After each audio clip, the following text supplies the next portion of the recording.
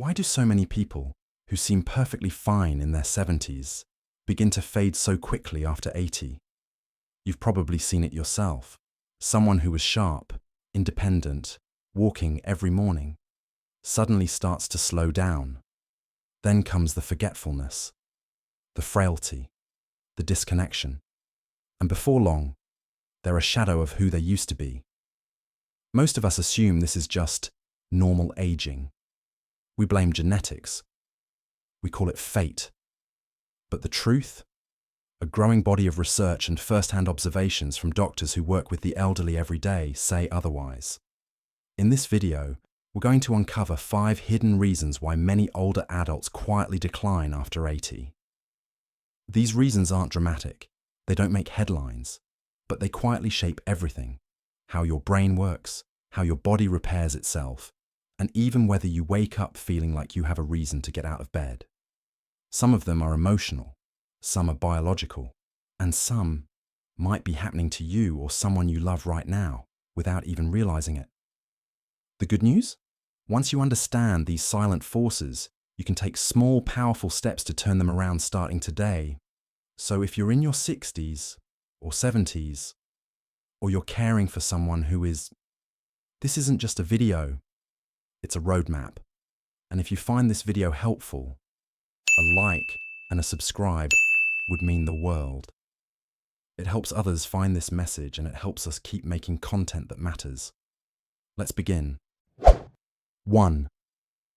The quiet disappearance of micro-social moments. It doesn't happen all at once.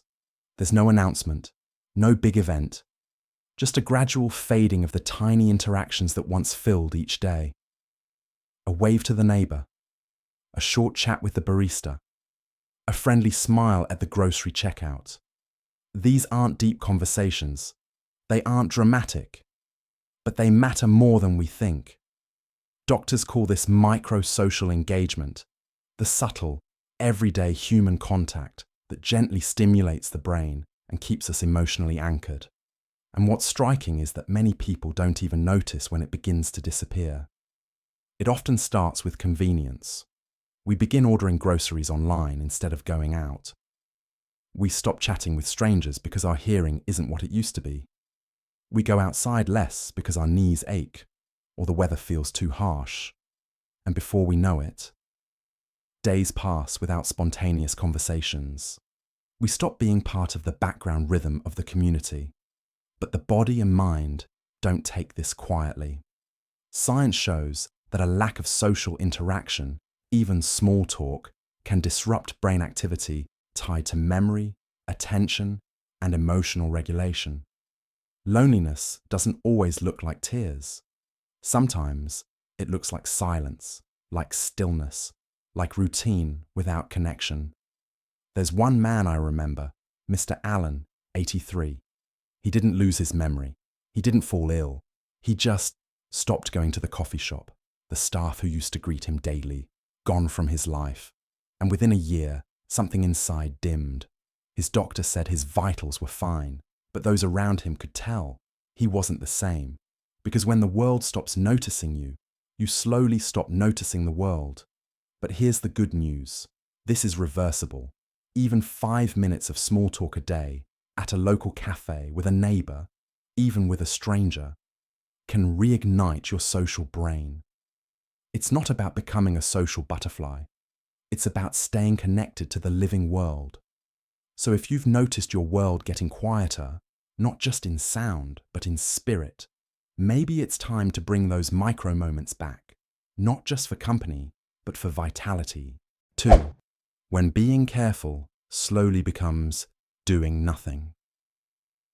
It starts with something small, a misstep on the stairs, a moment of dizziness, a quiet fall that left no bruise, but left behind a lingering fear.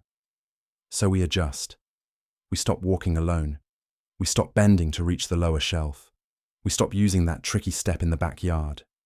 People around us call it wisdom. Don't push yourself, they say. Better safe than sorry. And at first it feels right, safer, quieter, controlled. But here's what no one tells you. When movement stops, strength disappears. Not all at once, but slowly, muscle by muscle, step by step. You see, the human body is not like a machine that gets stronger with rest. It's more like a garden. If you stop tending it, stop watering, pruning, walking through it, things start to wither. It often begins in the core, the deep muscles that stabilize your balance. And when those fade, so does your confidence. You wobble more, you hesitate, and the cycle deepens. I once met a man named Daniel, 82. He slipped once while it was raining and never walked around the block again. Within 6 months, his legs weakened, his posture sagged. He began to rely on others for things he once did without thinking. Daniel didn't stop because he was frail. He became frail because he stopped. This doesn't mean you should ignore real risks. Use the cane, clear the floor, wear the shoes that grip, but don't let fear become your daily exercise. Because here's the truth. Movement tells your body you're still needed. It keeps your systems online. It keeps your heart strong, your lungs open, your brain sharp. Even if you move slower, even if you need support, keep moving. A gentle stretch in the morning, a walk to the mailbox, dancing while you make your tea. Because staying alive after 80 isn't just about not falling. It's about reminding your body every single day that life is still in motion. 3. The sleep loss trap. No one talks about and how light might be the culprit. There's a clock inside your body, one that doesn't tick, but it controls everything. Your mood, your memory, your immune system, even how your brain clears toxins while you sleep. It's called your circadian rhythm. And after the age of 70, it becomes much more fragile than most people realize. But here's the problem. Most seniors unintentionally throw this rhythm off without even knowing it. Let me explain. It starts with small shifts, waking up later than usual, napping in the afternoon, spending more time indoors because the weather's not ideal or the body's tired. Then, at night, watching TV or scrolling the phone under bright lights until bedtime. Seems harmless, right? But here's what science now knows. Your body uses light as its main signal to know when to be alert and when to rest. Bright, natural light in the morning tells your brain, time to wake up. Darkness at night whispers, let go. It's time to heal. But when seniors get too little daylight and too much artificial light at night, the signals get scrambled. And the result? You wake up groggy. You feel sluggish during the day. You can't fall asleep at night, even when you're exhausted. Over time, that irregular rhythm doesn't just ruin your sleep. It weakens your immune system. It raises your risk of memory loss. It even increases inflammation in the brain and body. Let me tell you about Mrs. Lillian, age 81. She had no major illnesses. Her diet was decent, but she kept forgetting things. Her mood was low, and no matter how early she went to bed, she woke up tired. Her doctor checked her labs, nothing unusual. But then came a simple recommendation. Get 20 minutes of daylight within an hour of waking up, and turn off your screens 1 hour before bed. Lillian started opening her curtains wide every morning. She sat on her porch with her tea. No phone, just morning light. Within 2 weeks, she began waking up feeling refreshed. Her memory improved. Her anxiety calmed. It wasn't a pill. It wasn't a supplement. It was light. So, if you've been staying indoors more, or leaving the lights on late into the night, it's time to ask yourself, when was the last time you let real sunlight into your eyes before 9 a.m.? Are you using blue light emitting screens after dinner? Is your body getting the go-to-sleep signal it's waiting for? Because aging isn't just about wear and tear, it's also about timing. And when your body no longer knows when to wake, when to rest, and when to heal, that's when the real decline begins. The fix is simple, but powerful. Expose yourself to morning light. Dim your environment before bed. Turn off the screens. Let your body return to rhythm. Because a well-rested brain isn't just sharper, it's stronger, more resilient, and ready to live longer. Fourth, when unspoken grief becomes a silent illness. By the time most people reach their 80s, they've lost more than they ever thought they could bear. A spouse, a best friend, a sibling they've known since childhood. Sometimes, even a child.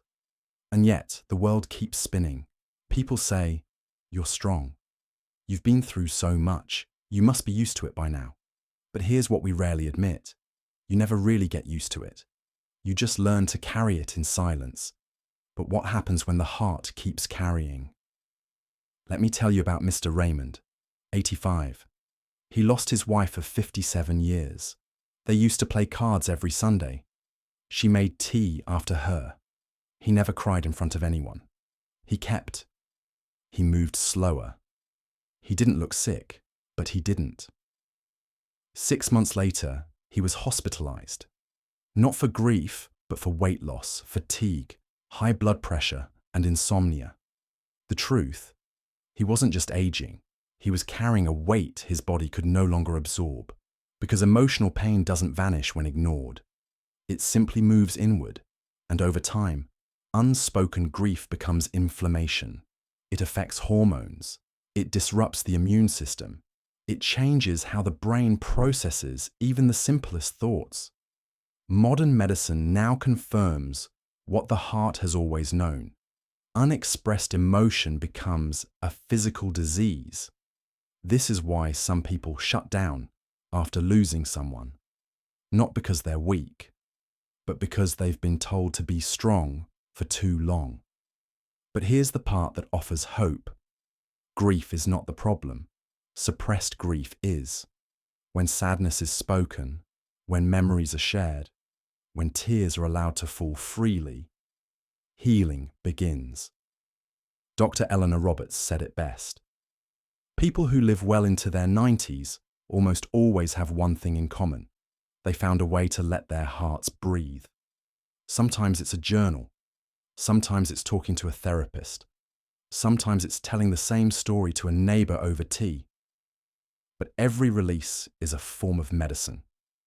So ask yourself, is there a loss you've never really talked about? Are there tears you've swallowed for the sake of looking strong? Have you ever told your body, it's okay to feel this now? Because the human heart is powerful, but it has limits. And when grief builds up with nowhere to go, it quietly rewires everything, from your sleep to your appetite, even your will to keep going. But when you speak it, even gently, even clumsily, your body hears you, and healing becomes possible.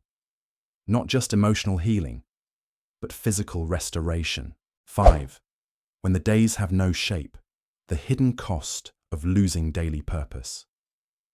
It doesn't always come with a crisis. Sometimes the decline begins with nothing. No schedule, no reason to get dressed. No one is expecting your presence.